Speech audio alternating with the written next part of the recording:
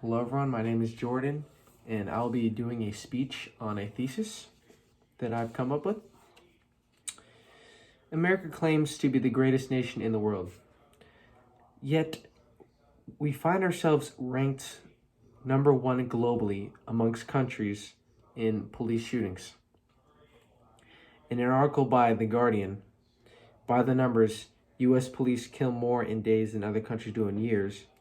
A staggering statistic displayed that in the first 24 days of 2015, police murdered more people than England and Wales police force had in the last 24 years. 24 years. More people in the first 24 days of 2015. These policemen are in place around the world to keep the peace in our society, yet there is something undeniably wrong with how our justice system operates. My thesis for this informative speech is that inherent racial inequality exists throughout our justice system. Being an avid user of the website twitter.com, I first became aware of this issue when I was scrolling through the news section. Typically, I found myself looking through recent events, and almost without fail, I would come across a video displaying a case of police brutality or a wrongful police shooting. I figured these would probably stop after a while, and something would most likely be done to stop these from happening. But that was 4 years ago. They still pop up every single day. Another video of an innocent life lost or mistreated by law enforcement. In my informative speech today, I will discuss my thesis about how racial inequality is present in the United States justice system and how it has prevailed through the course of history to detrimentally affect our society.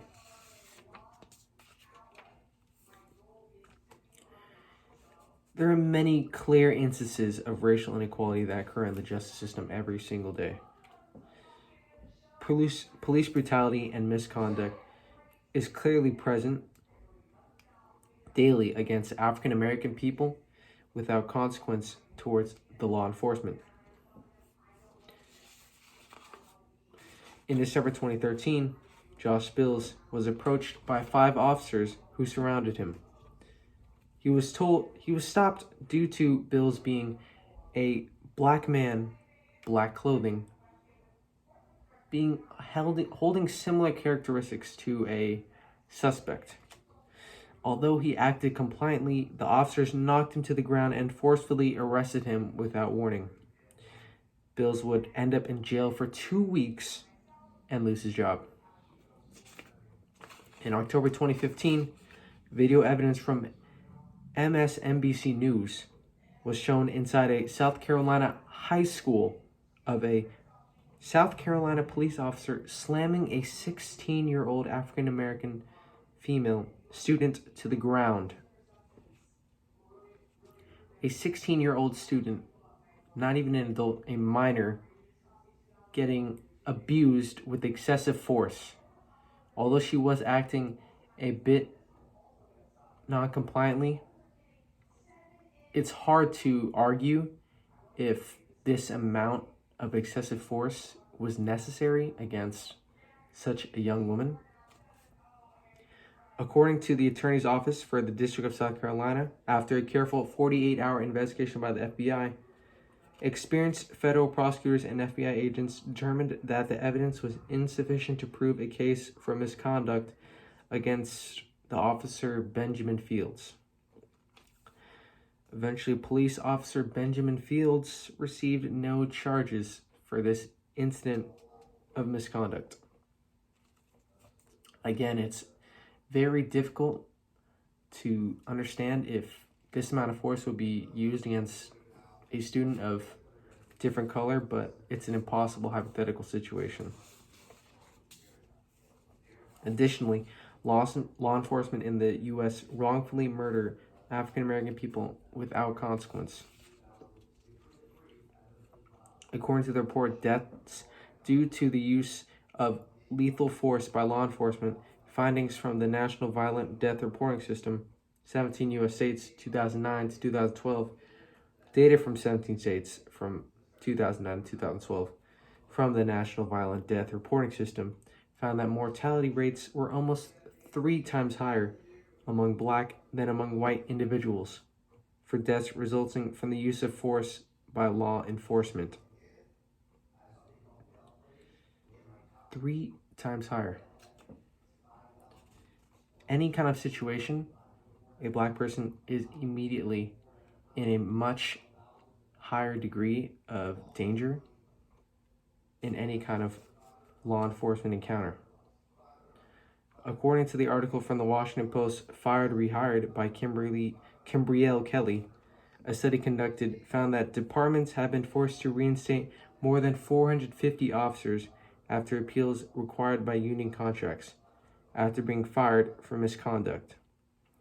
Even after they are charged with murdering innocent lives that most likely had families, they're able to reinstate themselves in such a high number that simply seems illogical for what they've done.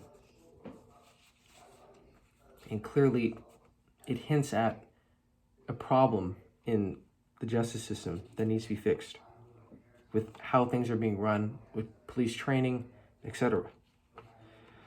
The roots of these inequalities and disparities initially stemmed from when slavery was first introduced to the United States. Although there have been huge breakthroughs in equal rights movements for African Americans throughout history, such as being the first black president, Barack Obama, as well as great movements started by historical figures such as Rosa Parks or Martin Luther King, it has only contributed to the inner hatred and racism in a large amount of Caucasian people in the United States.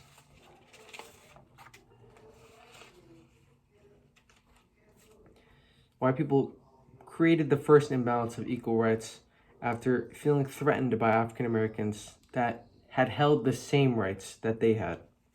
According to the University of Massachusetts professor Julie Winch in her book, Between Slavery and Freedom, Free People of Color in America from Settlement to the Civil War, many, if not all the immigrants, gained their freedom and acquired land after first arriving in the colony of Jamestown, Virginia, originally as indentured servants.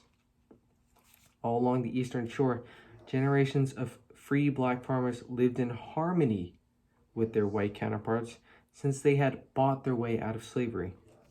However, in the 1660s, a handful of influential white men from a new generation were disturbed by their presence, their blackness simply being different as they were commented. Even after buying their way out of freedom, it just seemed to make the white crowd uneasy with letting people of different color have the same amount of rights simply because of their skin color. This is similar to a historical event that I'll detail according to the book Why Nations Fail, written by economists Darren Acemoglu and James A. Robinson, when Venice was at its peak economic success in the early 14th century due to the innovation of young entrepreneurs. Elites, however, were uneasy with the loss of power that was taking place due to the rise of this younger generation, since a lot of wealth was being transferred to the younger generation from these elites in the economic system. Even though Venice was at its strongest economic point, the elites started to restrict economic and political institutions to take back this power for themselves, sending Venice into an economic spiral downwards. This is very similar as, just like these elites who are very much used to this power being in their possession and seemingly being challenged by some crowd of people that are different, just like these white farmers that were were very much accustomed to having the power in their community, yet they are challenged by a new crowd with a different color that fairly earned their rights, yet they just created more and more laws and regulations to make it harder for these African American people to hold the same amount of rights and get their way into freedom. And for the farmers in the United States, it eventually translated into slavery. And even when they had rights to negotiate with their masters, more laws were created to make it harder to get their way into freedom. Due to this long-lasting parasite of racism, clear societal effects have impacted the African American community negatively. Many more African American people, for example, are systematically incarcerated compared to white people in the United States. According to research done by the U.S. Bureau of Justice Statistics, African Americans are more likely to be arrested than white Americans, convicted for their crimes following that, and lastly, they're still more likely to face excessively long prison sentences. African American adults are additionally almost 6 times as likely to be incarcerated as whites. So not only is this in one stage of the justice system, which many could point out that it coincidentally is happening, more arrests, more racial profiling, it's just a coincidence of data. No, it's happening through the entire justice system, through the arrests, conviction, and even longer jail times. According to Collateral Costs, Incarceration's Effect on Economic Mobility, a report created by Dr. Bruce Western and Dr. Becky Petit that was jointly authored by the Economic Mobility Project and the Public Safety Performance Project of the New Pew Charitable Trust. Nearly 500,000 Black fathers are behind bars due to this, a number that represents 40% of all incarcerated parents. 40%. The rest is split up among different demographics, but no other demographic comes as close to this huge number. This results in a growing disparity in a number of single-parent households between African American families and white families as a result of these incarcerations. Again, according to the report by the Pew Charitable Trust, there is a huge disparity in the number of single-parent households in the U.S. compared to other demographics, as 1 in 9 African American children, 11.4%, compared to 1 in 57 white children, 1.8%, in the United States, have an incarcerated parent. That's a huge number of difference in these single-parent households. And the difference between a single-parent household and a two-parent household is huge for child development. This disparity allows inequalities to reproduce themselves in our society between different demographics. According to this report as well, children with fathers who have been incarcerated are significantly more likely than other children to be expelled or suspended from school. 23% compared to 4% with children that have two parents are likely to drop out. Additionally, according to the report addressing racial disparities in incarceration, as of 2001, 1 in 3 Black males born were expected to be imprisoned in their lifetime in comparison to 1 in every 17 white males born. Clearly, this disparity in the number of parents incarcerated creates a huge child development problem that allows these inequalities to reproduce themselves. In conclusion, I hope this speech has given you insight on the racial inequality that is present in the United States justice system. Racial inequality between different demographics, primarily between African American and white people, is clearly present in the United States justice system.